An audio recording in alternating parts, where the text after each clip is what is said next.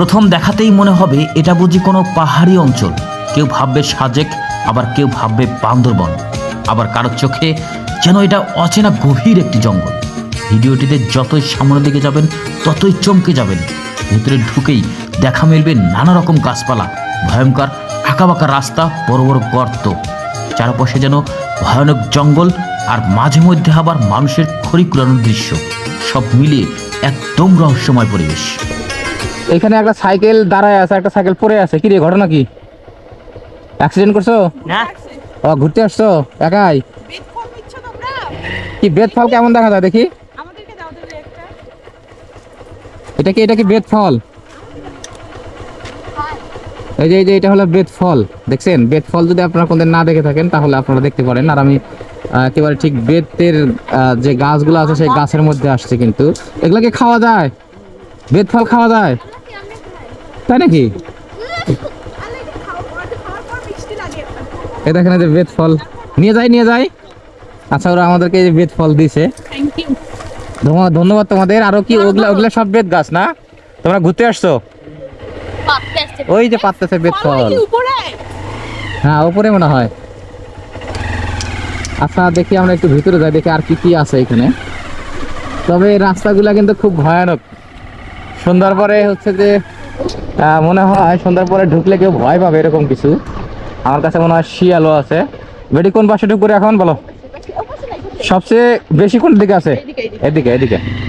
আচ্ছা, আজকে কিন্তু ভাগ্নিদের নিয়ে এসছি আমি বেড়াইতে। হ্যাঁ, আমরা অলরেডি বেত গাছের বাগানটা পার হয়ে আমরা চলে আসছি। এটা কোন জায়গায় আসলাম? এটা বাগান, এটা না? এগুলা কি গাছ? এগুলো কি গাছ? ও, আর ভিতরে কিন্তু শাল গাছও আছে তাই না? শাল গাছ আছে। আর আমরা যে ইকো পার্কে, এটা ইকো পার্ক তাই না? ইকো পার্কে চলে আসছি। দেখেন, এটা হলো সেই ইকো পার্ক। প্রচুর গাছগাছালি, দেখে তো মনে হয় যে সুন্দরবনও ফেল আছে এর কাছে। আচ্ছা, আমরা একটু এদিকেও যাই, দেখে কি আছে এদিকে। তেমন মোটর সাইকেল উঠবে, তুলে দেয়, তুলে ফেলছি মোটর সাইকেল। ওইখানে দেখো, এই আছে একটা কি জানি সুন্দর একটা টং আছে তাই না? এই টং থেকে আমার একটা ড্রোন শুট নেওয়া যেত মনে হয়। সুন্দর, অনেক সুন্দর হবে না? দাঁড়াও, আমি একটু ঘুরে আগে শেষ করি। এই যে এগুলা হচ্ছে যে সব শাল গাছ নাকি বেটি? এগুলো সব শাল গাছ। এগুলো হচ্ছে সব শাল গাছ, দেখতে পাচ্ছেন শাল গাছ। আবার হচ্ছে সাইড দিয়ে বসার কিন্তু জায়গা আছে, ড্রেঞ্চ করে রাখছে। যারা মানে দূর থেকে ঘুরতে আসে তারা এখানে কিন্তু রেস্ট নিতে পারবে। অনেক শাল গাছ। শাল গাছের ভিতরে ঢোকা যাবে না?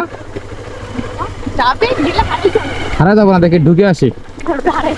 আচ্ছা, আমরা একটা শাল গাছগুলোর ভিতরে ঢুকবো। সব শাল গাছ, বেত গাছ। দেখেন, মানে সত্যি অসাধারণ লাগতেছে।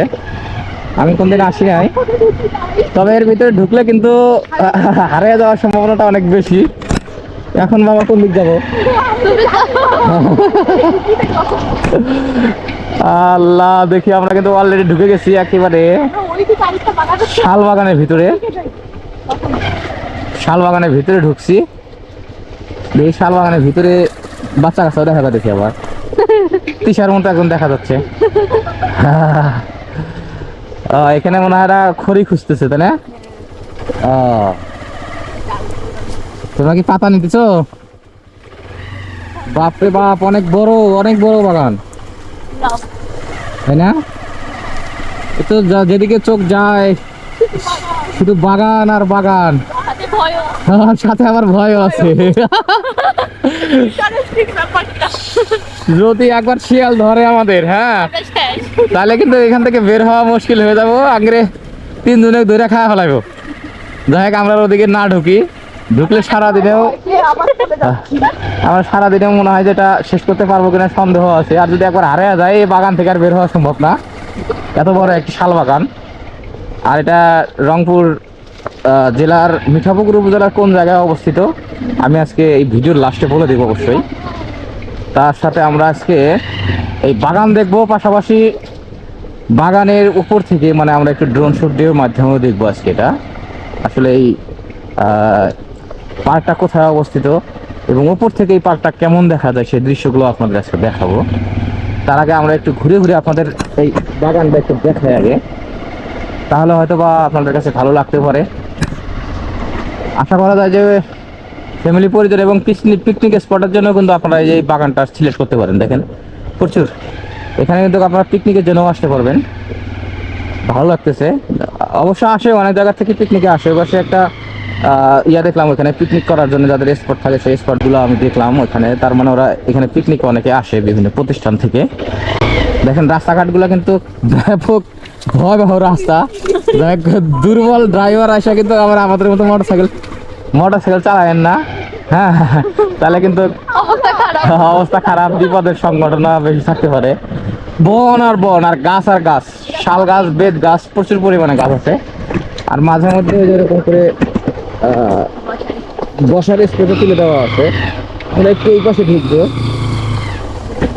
হ্যাঁ, এদিকে মোটামুটি ঘোরা শেষ করছি। এখন আমরা এদিকে ঢুকে এই রাস্তাতে উঠছি।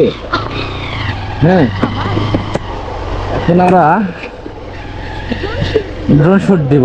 ওই যে অনেকে কিন্তু আবার গাছের পাতা নেওয়ার জন্য আসে, প্রচুর পাতা থাকে, যারা হচ্ছে যে খড়ির সংকট থাকে তারা কিন্তু এখান থেকে পাতা নিয়ে এই খড়িগুলো সংগ্রহ করে তারা রান্নার কাজে ব্যবহার করে।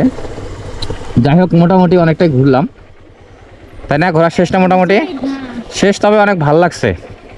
মানে গাছগাছালি, ঠান্ডা পরিবেশ, আর প্রচুর পরিমাণে নতুন নতুন গাছ দেখতে পারবেন। বিশেষ করে শাল গাছ আর হচ্ছে বেত গাছ কিন্তু প্রচুর পরিমাণে পাওয়া যায় হচ্ছে যে এই পার্কে। তবে অসাধারণ, অনেক ভালো লাগছে।